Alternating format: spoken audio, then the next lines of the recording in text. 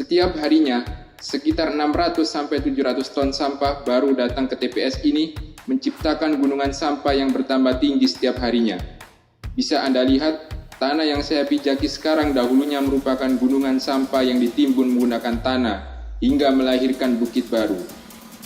Tingginya produksi sampah yang masuk ke TPS ini membuat daya tampung TPS ini sempat mengalami overload. Jumlah sampah masuk yang tinggi tidak diimbangi dengan ketersediaan alat berat untuk menata tumpukan sampah menyebabkan sampah tercecer hingga ke area jalan. Membuat TPS ini sempat ditutup oleh pemerintah DIY beberapa waktu yang lalu. Hal tersebut tentunya menimbulkan kegaduhan di sekitaran masyarakat Jogja. Permasalahan yang dihadapi oleh TPS Piungan tidak hanya berkaitan dengan tingginya produktivitas sampah yang harus ditampung. Permasalahan limbah dan pencemaran juga menjadi hal serius yang dirasakan bagi warga sekitar TPS. Maka perlu adanya mekanisme pengelolaan, pengendalian, dan kerjasama dari berbagai pihak untuk mengurangi dampak buruk dari TPS tersebut, sehingga TPS Piungan tetap dapat beroperasi sesuai daya tampungnya tanpa menimbulkan efek buruk bagi masyarakat dan juga lingkungan sekitarnya. Ada gasnya itu loh Mas yang dalam. Terus limbahnya yang di bawah sana. Tempat pembuangan sampah Piungan secara aturan termuat dalam Rencana Tata Ruang pada Peraturan Daerah Kabupaten Bantul Nomor 4 Tahun 2011 tentang RT RW Kabupaten Bantul tahun 2010 sampai 2030. Dalam peraturan tersebut dijelaskan tentang pengolahan sampah pada TPS Piungan akan dikelola dengan sanitary landfill atau cara pengolahan sampah dengan masukkan sampah pada sebuah cekungan. Kemudian memadatkannya dan menimbunnya dengan tanah hingga lahirnya sebuah bukit baru. Jika kita mendatangi lokasi TPS Piungan ini, maka akan terlihat banyak paralon dan selang yang menancap menembus bukit sampah yang telah ditutupi oleh tanah.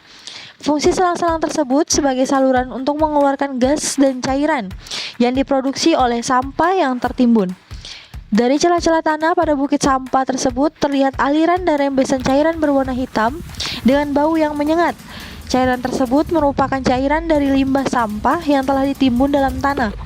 Menurut keterangan beberapa warga yang mendiami sekitaran lokasi TPS, bahwa bau dan cairan tersebut akan semakin menyengat apabila hujan melanda wilayah TPS Piungan tersebut.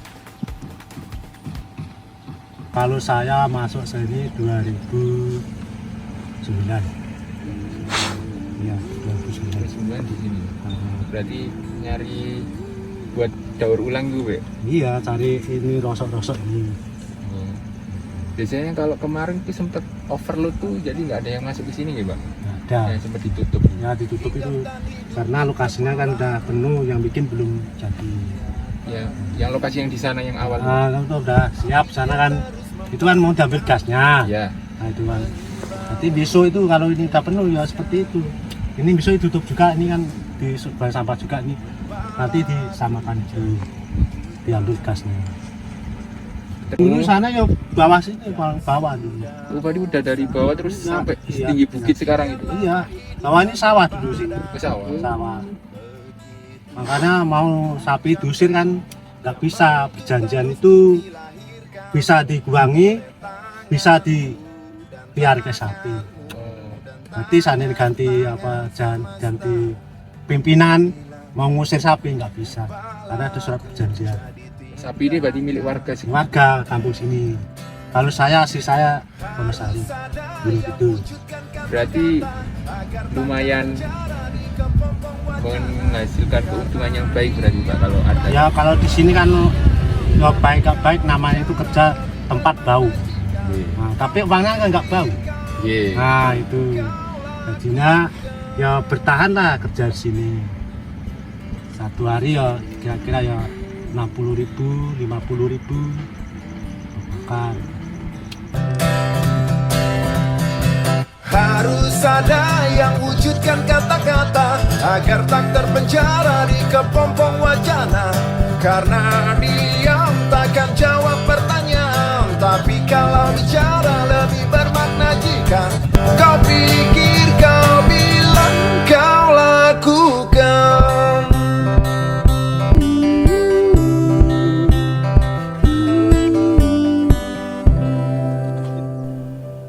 Fenomena unik terlihat di sekitaran TPS Piungan tersebut. Bahwasanya di antara tumpukan sampah yang menggunung tersebut, banyak sapi milik warga yang mencari makan di antara gundukan sampah tersebut. Selain makan, beberapa sapi juga terlihat minum dari cairan limbah yang dikeluarkan oleh sampah-sampah tersebut. Sungguh ironi, tidak hanya sekedar dampak buruk oleh limbah yang dihasilkan, ancaman penyakit pada ternak juga akan muncul jika terus membiarkan sapi-sapi milik warga tersebut makan di tempat tersebut.